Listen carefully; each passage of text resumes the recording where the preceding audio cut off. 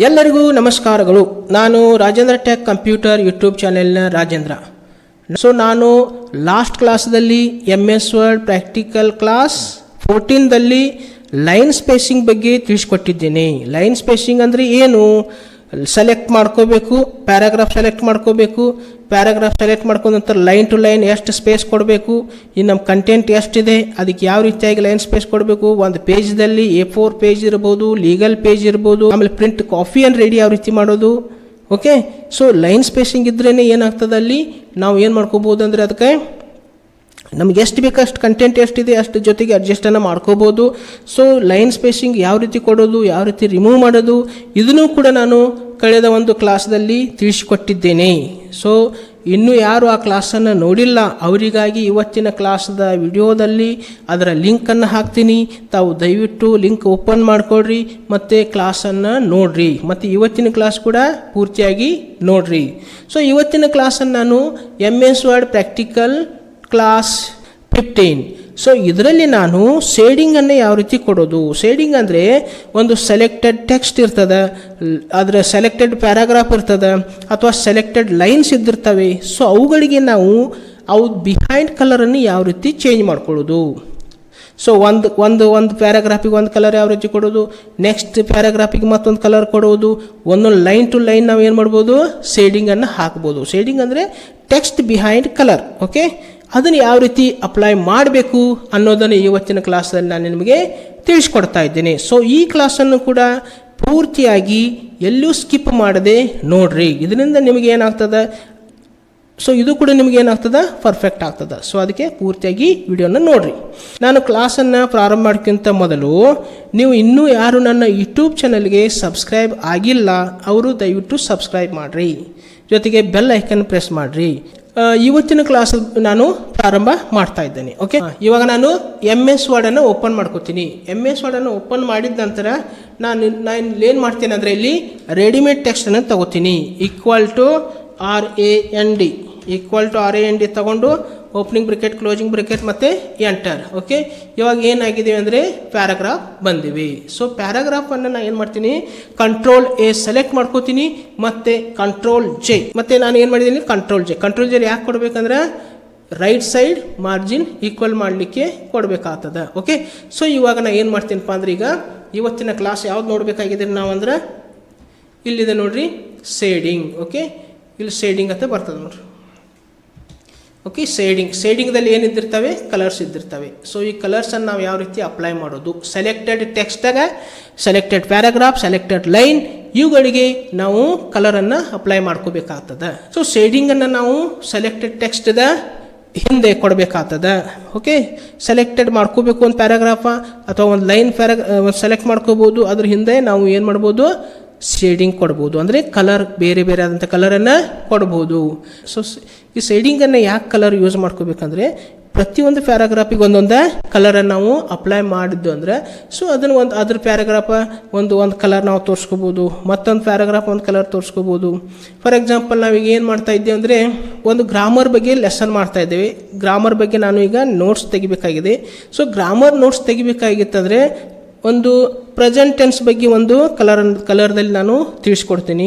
Past ಟೆನ್ಸ್ದಾಗೆ ಒಂದು ಕಲರ್ದಲ್ಲಿ ನಾನು ಅದಕ್ಕೊಂದು ಟೆಕ್ಸ್ಟ್ ಬಿಹೈಂಡ್ ಕಲರ್ನ ಹಾಕ್ತೀನಿ. ಅದ್ರ ಎಕ್ಸಾಂಪಲ್ಸ್ಗಳ ಜೊತೆಗೆ ನಾವು ತಿಳಿಸ್ಕೋಬೋದು. ಫ್ಯೂಚರ್ ಟೆನ್ಸ್ ಒಂದು ಟೆಕ್ಸ್ಟ್ ಒಂದು ಬಿಹೈಂಡ್ ಕಲರನ್ನು ಹಾಕ್ತೀನಿ. ಸೊ ಅದಕ್ಕೂ ಒಂದು ಬೇರೆ ಎಕ್ಸಾಂಪಲ್ಸ್ ಕೊಟ್ಟ ನಾನು ತಿಳಿಸ್ಕೋಬೋದು. ಸೊ ಇವಾಗ ಏನಾಗ್ತದೆ, ಒಂದು ಲೆಸನ್ ಮಾಡಬೇಕಾದ್ರೆ ಸ್ಪಷ್ಟವಾಗಿ ಈ ಕಲರ, ಸೊ ಈ ಕಲರ್ ಏನಿದೆ ಪ್ರೆಸೆಂಟ್ ಟೆನ್ಸ್, ಈ ಕಲರ್ ಯಾವುದಪ್ಪ ಅಂದರೆ ಫಾಸ್ಟ್ ಟೆನ್ಸ್, ಮತ್ತೊಂದು ಕಲರ್ ಯಾವುದಿದೆ ಇದು ಫ್ಯೂಚರ್ ಟೆನ್ಸ್. ಸೊ ಈ ಕಲರನ್ನು ಹಾಕಿ ನಾವು ಏನು ಮಾಡ್ಕೋಬೋದು, ಲೆಸನ್ ಕೂಡ ರೆಡಿ, ಒಂದು ನೋಟ್ಸನ್ನು ಕೂಡ ರೆಡಿ ಮಾಡ್ಕೋಬೋದು. ಓಕೆ, ಸೊ ಇವಾಗ ನಾನು ಏನು ಮಾಡ್ತೀನಿ ಅಂದರೆ ಈ ಪ್ಯಾರಾಗ್ರಾಫನ್ನು ಸೆಲೆಕ್ಟ್ ಮಾಡ್ಕೋತೀನಿ. ಸೊ ಇವಾಗ ಏನು ಮಾಡ್ತೀನಿ, ಲೆಫ್ಟ್ ಮೌಸ್ ಕ್ಲಿಕ್ ಮತ್ತು ಮೌಸ್ ಡ್ರ್ಯಾಗ್ ಮಾಡ್ತೀನಿ. ಸೊ ಇವಾಗ ಇಲ್ಲಿ ಹೋಗ್ತೀನಿ, ಟೆಕ್ಸ್ಟ್ ಹೈಲೈಟ್ ಕಲರನ್ನು ತಗೋತೀನಿ. ಟೆಕ್ಸ್ಟ್ ಹೈಲೈಟ್ ಕಲರ್ ಮೇಲೆ ಮೌಸ್ ಕ್ಲಿಕ್ ಮಾಡ್ತೀನಿ. ಇಲ್ಲಿ ಈ ಏರೋ ಮಾರ್ಕ್ ಮ್ಯಾಗ ಮೌಸ್ ಕ್ಲಿಕ್ ಮಾಡ್ತೀನಿ. ಸೊ ಇದರಲ್ಲಿ ಇರ್ತಕ್ಕಂಥ ಒಂದು ಕಲರನ್ನು ನಾನು ತಗೋತೀನಿ. ಓಕೆ, ಸೊ ಇವಾಗ ನಾವು ಏನು ಮಾಡ್ಕೋಬೋದು, ಇಲ್ಲಿ ಕಲರನ್ನು ಹಾಕ್ಬೋದು. ಸೊ ಈಗ ಈ ಕಲರ್ ಸೆಲೆಕ್ಟ್ ಮಾಡ್ಕೊಂಡಿನ್ನ, ಸೊ ಈ ಕಲರ್ ಸೆಲೆಕ್ಟ್ ಮಾಡ್ಕೊಂಡ ನಂತರ ಸೊ ನಾನು ಇನ್ನೂ ಸ್ವಲ್ಪ ನನಗಿದು ಕಲರ್ ಡಾರ್ಕ್ ಬೇಕಾಗಿದೆ. ಅವಾಗ ಮತ್ತೆ ಪುನಃ ಏನು ಮಾಡಿರಿ, ಇಲ್ಲಿ ಇದೇ ಒಂದು ಎರೋ ಮಾರ್ಕ್ ಮೇಲೆ ಮೌಸ್ ಕ್ಲಿಕ್ ಮಾಡಿರಿ ಮತ್ತು ಮೋರ್ ಕಲರ್ಸ್ದಲ್ಲಿ ಹೋಗ್ರಿ. ಮೋರ್ ಕಲರ್ಸ್ದಲ್ಲಿ ಹೋಗಿ ಸೊ ಇವಾಗ ಏನಿದೆ ಇಲ್ಲಿ ಕಲರ್ಸ್ ಬಂದಿರ್ತದೆ. ಸೊ ಇಲ್ಲಿ ಸ್ಟ್ಯಾಂಡರ್ಡ್ ಕಲರ್ ಮತ್ತು ಇದು ಕಸ್ಟಮ್ ಕಲರ್. ಸೊ ಈಗ ನಾವು ಸ್ಟ್ಯಾಂಡರ್ಡ್ ಕಲರನ್ನು ಸೆಲೆಕ್ಟ್ ಮಾಡಿದ್ದೀವಿ.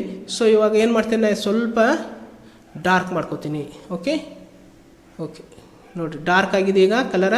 ಇಲ್ಲಿ ಓಕೆ ಕೊಡ್ತೀನಿ.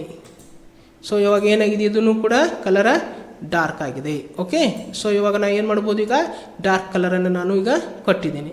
ಓಕೆ, ಅದರ ನಂತರ ಸೊ ನಾವು ಏನು ಮಾಡ್ಬೋದು, ಇಲ್ಲಿ ಟೆಕ್ಸ್ಟ್ ಕಲರನ್ನು ಕೂಡ ಹಾಕ್ಬೋದು. ಸೊ ಇಲ್ಲಿ ಟೆಕ್ಸ್ಟ್ ಕಲರನ್ನು ನಾನು ಕ್ಲಾಸ್ದಲ್ಲಿ ನಿಮಗೆ ಹೇಳಿದ್ದೇನೆ, ಯಾವ ರೀತಿ ಫಾಂಟ್ ಕಲರ್ ಅಪ್ಲೈ ಮಾಡೋದು ಅನ್ನೋದನ್ನು ಹೇಳಿದ್ದೀನಿ ನಾನು ನಿಮಗೆ. ಸೊ ಅದನ್ನು ನೀವು ಆ ಕ್ಲಾಸನ್ನು ಕೂಡ ನೋಡ್ಕೋಬೋದು. ಓಕೆ, ಸೊ ಇವಾಗ ನಾನು ಏನು ಮಾಡ್ತೇನೆ ಅಂದರೆ ಇಲ್ಲಿ ಇದಕ್ಕೆ ಯಾವ ಕಲರ್ ಬೇಕಾದ ಕಲರನ್ನು ಇಲ್ಲಿ ಅಪ್ಲೈ ಮಾಡ್ತೀನಿ. ಓಕೆ, ಈ ನೆಕ್ಸ್ಟ್ ಎರಡನೇ ಪ್ಯಾರಾಗ್ರಾಫನ್ನು ಸೆಲೆಕ್ಟ್ ಮಾಡ್ಕೋತೀನಿ.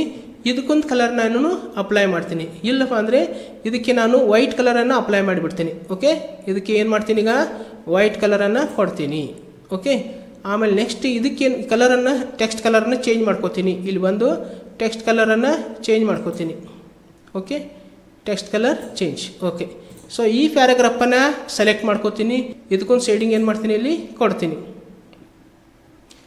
ಸೊ ಇವಾಗ ಏನು ಮಾಡ್ತೀನಿ, ಅಲ್ಲಿ ಗ್ರೀನ್ ಕಲರ್ ಕೊಡ್ತೀನಿ. ಸೊ ಆ ಗ್ರೀನ್ ಕಲರ್ ಕೊಟ್ಟು ಟೆಕ್ಸ್ಟ್ ಕಲರನ್ನು ಚೇಂಜ್ ಮಾಡ್ಕೋತೀನಿ. ಓಕೆ, ಇದಕ್ಕೂ ವೈಟ ಕೊಡ್ತೀನಿ. ಈ ಪ್ರಕಾರ ನಾವು ಪ್ಯಾರಾಗ್ರಾಫ್ಗೆ ಕಲರನ್ನು ಹಾಕ್ಬೋದು. ಸೊ ಇನ್ನು ಲೈನ್ಗೆ ಕಲರನ್ನು ಯಾವ ರೀತಿ ಹಾಕೋದು ಅನ್ನೋದನ್ನು ಹೇಳ್ತೀನಿ.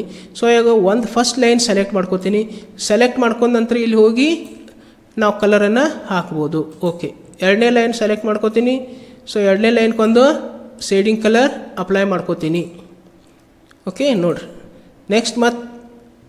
ನೆಕ್ಸ್ಟ್ ಲೈನ್ ಸೆಲೆಕ್ಟ್ ಮಾಡೋದು, ಆಮೇಲೆ ಕಲರ್ ಅಪ್ಲೈ ಮಾಡೋದು.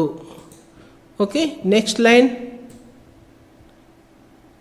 ಮತ್ತು ಕಲರ್ ಅಪ್ಲೈ ಮಾಡೋದು.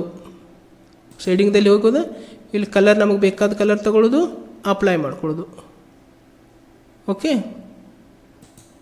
ಮತ್ತಿದು ಸೆಲೆಕ್ಟ್ ಮಾಡ್ಕೋತೀನಿ. ಸೊ ಇದಕ್ಕೊಂದು ಕಲರನ್ನು ನಾನು ಕೊಡ್ತೀನಿ. ಓಕೆ, ನೋಡಿರಿ, ನಾನು ಈಗ ಕಲರನ್ನು ಕೊಟ್ಟಿದ್ದೀನಿ. ಇದಕ್ಕೆ ಪ್ರತಿಯೊಂದಕ್ಕೊಂದೊಂದು ಕಲರ್ ಕೊಟ್ಟಿದ್ದೀನಿ. ಆದರೆ ಇಲ್ಲಿ ವೈಟ್ ಟೆಕ್ಸ್ಟ್ ಬಂದಿದೆ.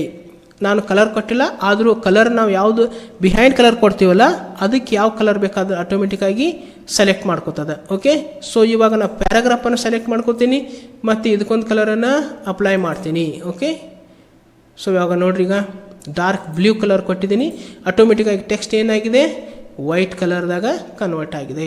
ಸೊ ಈ ಪ್ರಕಾರ ನಾವು ಶೇಡಿಂಗನ್ನು ಕೂಡ ನಮ್ಮ ಟೆಕ್ಸ್ಟ್ನಲ್ಲಿ ಯೂಸ್ ಮಾಡ್ಕೋಬೇಕಾಗ್ತದೆ. ಶೇಡಿಂಗ್ ಅಂದರೆ ಟೆಕ್ಸ್ಟ್, ಸೆಲೆಕ್ಟೆಡ್ ಟೆಕ್ಸ್ಟ್ ಬಿಹೈಂಡ್ ಕಲರನ್ನು ಕೂಡ ನಾವು ಏನು ಮಾಡ್ಕೋಬೇಕು, ಯೂಸ್ ಮಾಡ್ಕೋಬೇಕಾಗ್ತದೆ.